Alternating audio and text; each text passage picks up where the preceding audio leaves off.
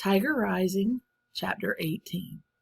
Rob was sweeping the cement walkway in front of the Kentucky Star rooms when Beauchamp pulled up in his red Jeep and honked the horn. "Hey there," he hollered. Beauchamp was a large man with orange hair and an orange beard and a permanent toothpick in the side of his mouth. The toothpick waggled as he talked, as if it was trying to make a point of its own. "We got you on the payroll now, too?" Beauchamp shouted. "No, sir," said Rob. "All right," hooted Beauchamp.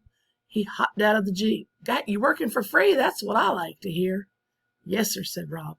"Ain't you supposed to be in school, or you done graduated already?" The gold chains buried deep in Beauchamp's orange chest hair winked at Rob. "I'm sick," said Rob. "Sick and tired of school, right?" He slapped Rob on the back. "Don't got a mama putting down the rules for you, do you? Get to make your own rules."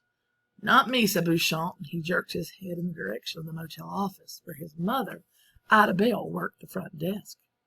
He winked at Rob and then looked to the left, then right. "Look here," he said in a quieter voice.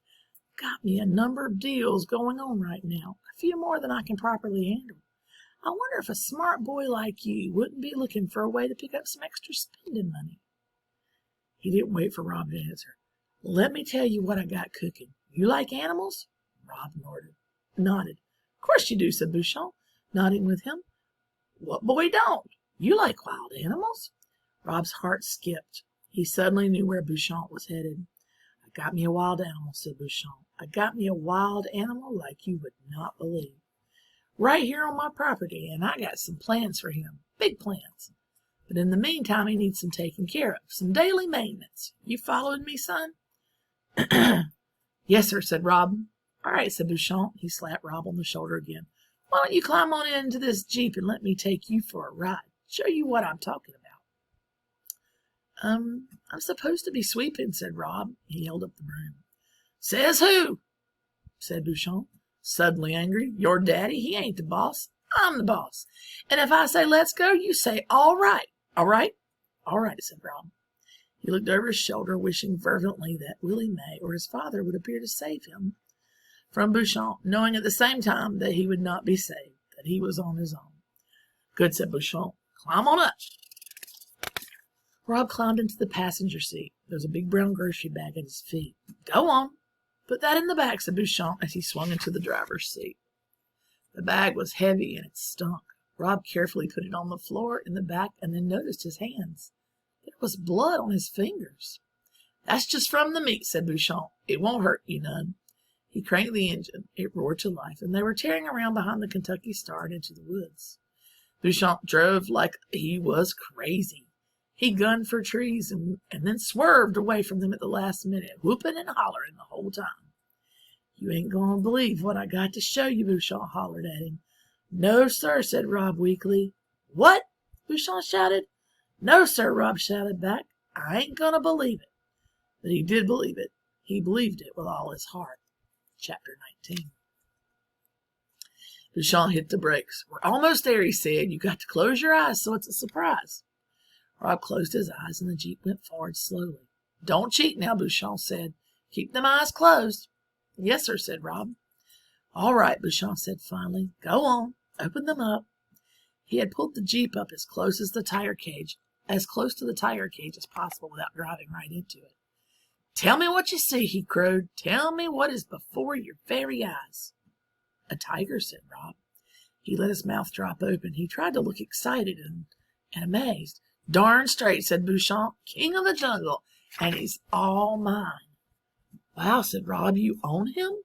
"That's right," said Beauchamp. "Fellow I know owed me some money, paid me with a tiger. That's the way real men do business. And tigers." He come complete with this cage. The toothpick in the side of his mouth danced up and down. Beauchamp put a finger up to steady it into silence. "What are you going to do with him?" Rob asked. "I'm studying my options. I figure I could set him up out front of the Kentucky Star, have him draw me some business into the motel." The tiger stood and stared at Beauchamp. Beauchamp looked away from him. He tapped his thick fingers on the steering wheel. "I also might just kill him," Beauchamp said, "and skin him and make me a tiger coat.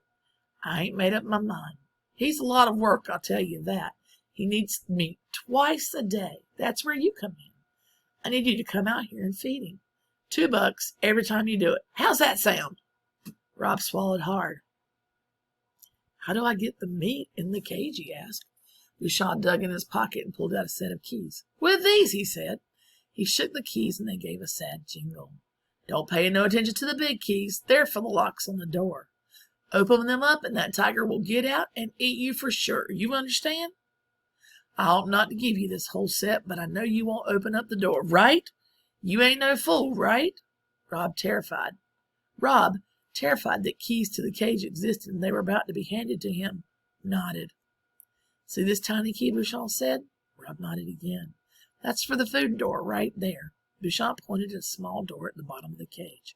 You just open that up and toss the meat in a piece at a time, like this. Bouchon swung himself out of the Jeep with a grunt. He reached back. Sorry, I lost my place. Took out a piece of meat, bent over, and unlocked the tiny door.